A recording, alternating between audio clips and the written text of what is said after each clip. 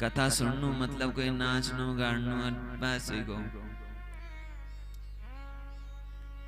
कथा एक तपस्या है, एक तप है, उसका बहिरंग स्वरूप भले ही कुछ भी करो।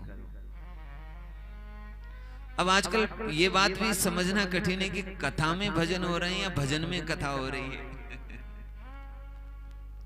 भजन में कथा नहीं, कुछ लोगों को समझ में आई बात। ये कथा है। कथा में बीच बीच में भजन थोड़ा बहुत ठीक है, लेकिन केवल भजन ही चलते रहे तो कथा कैसे मन लगा करके सुनोगे। अरे हमारी व्यथा हरने वाली तो कथा है ना, फिर वो कथा तो हमें मन लगा के सुननी पड़ेगी।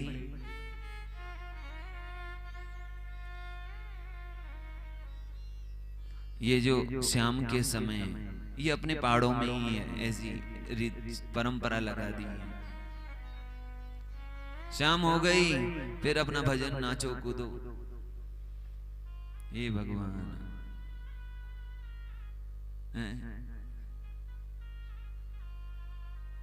और इतने 5-10 लाख रुपए लोग 5-10 लाख रुपए लोग कथाओं में खर्च करते हैं। मैं कहता हूं किसके लिए किए?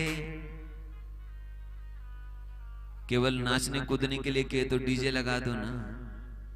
2-4-5 हजार रुपए में रोज आप नाचते रहो, क्या जा रहा है? बताओ। नहीं, नाचना भजन में मैं उसके लिए मना नहीं कर रहा हूं, पर केवल वो मनोरंजन ही हो गया, कथा का कोई दूर दूर तक पता ही नहीं चल रहा है। ऐसा नहीं होना चाहिए।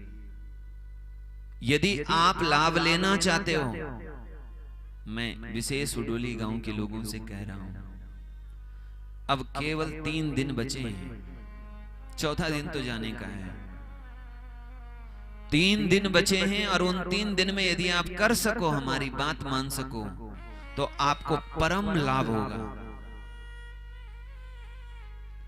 ये श्याम का जब समय आए ना, तो भजन कीर्तन थोड़ा बहुत 1-2 करो, पर 1 घंटा बैठ करके भगवान का नाम जप करो।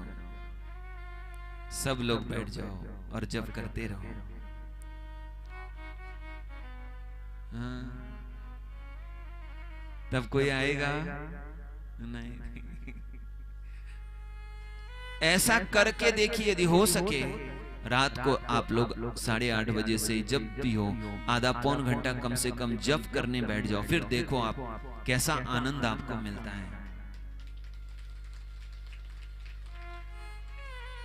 अब हम लोगों को कहते तो हैं, तो पहले लोग बेचारे अपनी आदत से मजबूर होते हैं कि ऐसा वहाँ ऐसा होता है, अब तक हमारे यहाँ ऐसा हुआ, अब तक ऐसा हुआ, महाराज जी के आने से कुछ नहीं हुआ, न रात को मांगण लग रहे हैं, न वो लग रहे हैं, न जागर लग रहे हैं।